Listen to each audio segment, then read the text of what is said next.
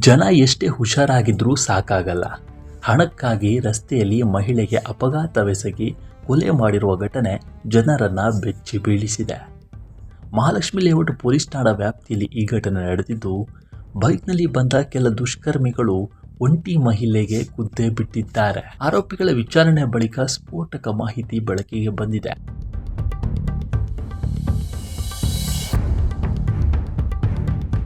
ಕುರುಬ್ರಹಳ್ಳಿಯ pipeline ರಸ್ತೆಯಲ್ಲಿ ಈ ಘಟನೆ ನಡೆದಿದ್ದು, ಏಪ್ರಿಲ್ 22ರಂದು ನಡೆದ ಈ ಅಪಘಾತದಲ್ಲಿ ವಿಜಯಲಕ್ಷ್ಮಿ ಎಂಬ ಮಹಿಳೆ ಸಾವನ್ನಪ್ಪಿದ್ದಾರೆ. ಒಂಟಿಯಾಗಿ ವಾಸವಾಗಿದ್ದ ವಿಜಯಲಕ್ಷ್ಮಿಯನ್ನ ಟಾರ್ಗೆಟ್ ಮಾಡಿದ್ದ ಕೊಲೆಗಡುಕರು ಹಣಕ್ಕಾಗಿ ಮಹಿಳೆಗೆ ಬೈಕ್ನಲ್ಲಿ ಡಿಕ್ಕಿ ಹೊಡೆದಿದ್ರು ಅನ್ನೋ ವಿಚಾರ ಬೆಳಕಿಗೆ ಬಂದಿದೆ. ಇದು ಕೇವಲ ಅಪಘಾತವಲ್ಲ, ಉದ್ದೇಶಪೂರ್ವಕ ಕೊಲೆ ಎಂಬುದು ಇದೀಗ ಬೆಳಕಿಗೆ ಬಂದಿದೆ. ಈ ಕೊಲೆಗೆ ಸಂಬಂಧ 5 ಆರೋಪಿಗಳನ್ನು ಪೊಲೀಸರು ಬಂಧಿಸಿದ್ದಾರೆ.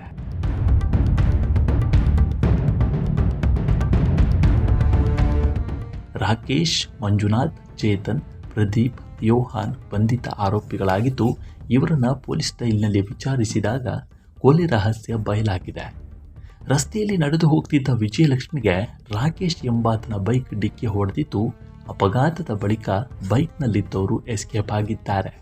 ಅದೇ ವೇಳೆಗೆ ಆಟೋದಲ್ಲಿ ಬಂದ ಪ್ರದೀಪ್, ಯೋಹಾನ್, ಮಂಜುನಾಥ್ ಸೇರಿ ವಿಜಯಲಕ್ಷ್ಮಿಯನ್ನ ಆಸ್ಪತ್ರೆಗೆ ಕರೆದೊಯ್ದಿದ್ದಾರೆ.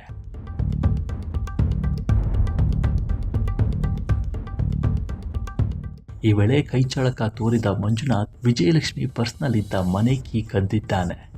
ಮಹಿಳೆ ವಿಜಯಲಕ್ಷ್ಮಿ ವಿಕ್ಟೋರಿಯಾ ಆಸ್ಪತ್ರೆಯಲ್ಲಿ ಸಾವು ಬದುಕಿನ ನಡುವೆ ಹೋರಾಡ್ತಿದ್ದ ವೇಳೆ ಈತ ನೇರವಾಗಿ ಆಕೆ ಮನೆಗೆ ಬಂದ ಕಳ್ಳ ರೂಮ್ನಲ್ಲಿದ್ದ ಹಣ, ಚಿನ್ನಾಭರಣ ಹುಡುಕಾಡಿದ್ದಾನೆ. ಇದನ್ನು ಕಂಡು ಮನೆ ಮಾಲೀಕರು ಪ್ರಶ್ನೆ ಮಾಡಿದಾಗ ಮಂಜುನಾಥ್ ಎಸ್ಕೇಪ್ ಆಗಿದ್ದಾನೆ.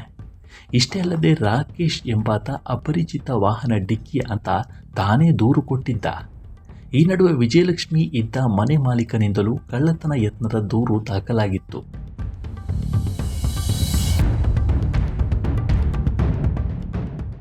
ತನಿಖೆ ವೇಳೆ ಉದ್ದೇಶಪೂರ್ವಕವಾಗಿ ಮಹಿಳೆಯನ್ನ ಕೊಲೆ ಮಾಡಿರೋದು ಬಯಲಾಗಿದೆ. ಆರೋಪಿ ಚೇತನ್ ವಿಜಯಲಕ್ಷ್ಮಿ ಬಳಿ ಸಾಲ ಪಡೆದಿದ್ದಂತೆ. ಆಕೆ ಬಳಿ ಇನ್ನೂ ಹಣ ಇದೆ ಅಂತ ಕಳ್ಳತನಕ್ಕೆ ಸ್ಕೆಚ್ ಹಾಕಿದ್ದ ಎನ್ನಲಾಗ್ತಿದೆ. ಇದಕ್ಕಾಗಿ ಪರಿಚಯಸ್ಥ ಮಂಜುನಾಥ್ ಜೊತೆ ಸೇರಿಕೊಂಡು ಈ ಪ್ಲಾನ್ ಮಾಡಿದ್ದಾನೆ. ಅಪಘಾತಕ್ಕೀಡಾದ ಮಹಿಳೆ ಚಿಕಿತ್ಸೆ ಫಲಿಸದೆ ಸಾವನ್ನಪ್ಪಿದ್ದಾರೆ. ಮಹಿಳೆ ಮೃತಳಾದ 2 ದಿನಕ್ಕೆ ಆರೋಪಿ ಮಂಜುನಾಥ್ ಕೂಡ ಸಾವನ್ನಪ್ಪಿದ್ದಾನೆ. ಮೇ 2ರಂದು ಆರೋಪಿಗೆ ಹೊಟ್ಟೆ ನೋವು ಕಾಣಿಸಿಕೊಂಡ ಹಿನ್ನೆಲೆ ವಿಕ್ಟೋರಿಯಾ ಆಸ್ಪತ್ರೆಗೆ ದಾಖಲಿಸಿದ್ರು. ಆದರೆ ಆತ ಮೇ 5ರಂದು ಚಿಕಿತ್ಸೆ ಫಲಕಾರಿಯಾಗದೆ ಸಾವನ್ನಪ್ಪಿದ್ದಾನೆ.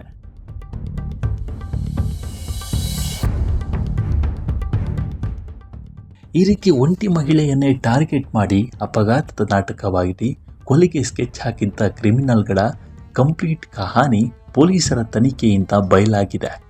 ಇಂತಹ ಕ್ರಿಮಿಗಳ ವಿರುದ್ಧ ಏನಂತೀರಿ ಅನ್ನೋದನ್ನು ಕಾಮೆಂಟ್ ಮೂಲಕ ತಿಳಿಸಿ. ನಮ್ಮ ಈ ವಿಡಿಯೋ ಇಷ್ಟವಾಗಿದ್ದರೆ ಲೈಕ್ ಮಾಡಿ, ಶೇರ್ ಮಾಡಿ ಮತ್ತು ನಮ್ಮ ಚಾನಲನ್ನು ಮರೆಯದೆ ಸಬ್ಸ್ಕ್ರೈಬ್ ಮಾಡಿ.